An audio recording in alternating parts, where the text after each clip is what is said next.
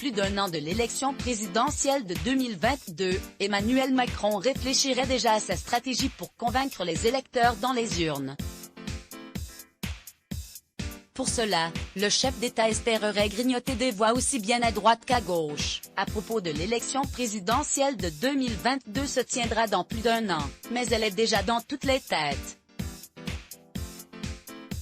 Alors que les sondages établissent, pour le moment, un second tour très serré entre Emmanuel Macron et Marine Le Pen, le président de la République n'est pas encore candidat officiellement à un second mandat. Si la gestion de l'épidémie de Covid-19 lui accapare une bonne partie de son quotidien, le chef d'État et son cercle proche n'en oublient pas pour autant la prochaine échéance présidentielle.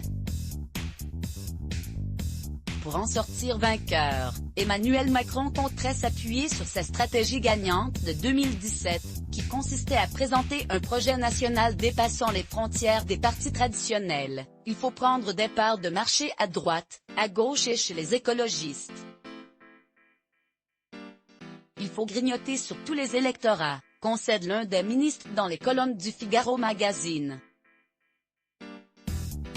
Lors du dernier baromètre politique Ipsos Le Point, publié le 10 mars dernier, la popularité d'Emmanuel Macron du côté des sympathisants de droite culminait à 48%, un score élevé qui s'explique par les signaux envoyés par l'exécutif à l'électorat de droite depuis 2017, la présence d'anciens élus de la droite à des postes régaliens, tels que Gérald Darmanin au ministère de l'Intérieur, ou encore les mesures sécuritaires décidées au cours du quinquennat.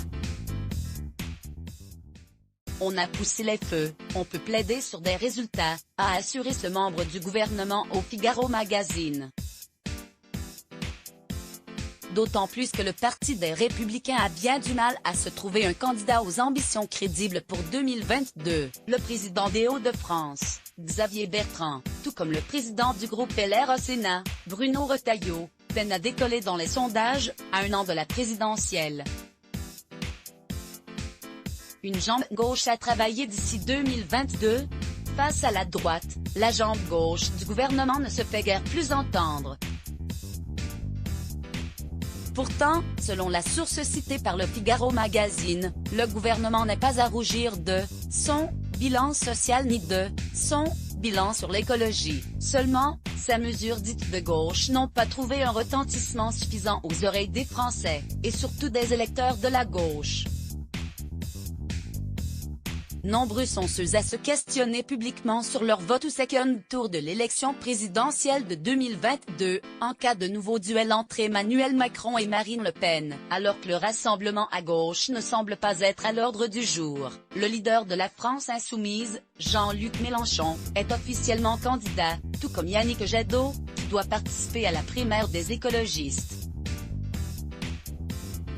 Le nom d'Anne Hidalgo, maire de Paris, circule aussi. Tous seront de potentiels adversaires d'Emmanuel Macron s'il veut grignoter des voix à gauche. Article écrit avec la collaboration de 6 médias, Crédit Photo, Jacques Ouet Poulbistimage Let's Block ADS. Why?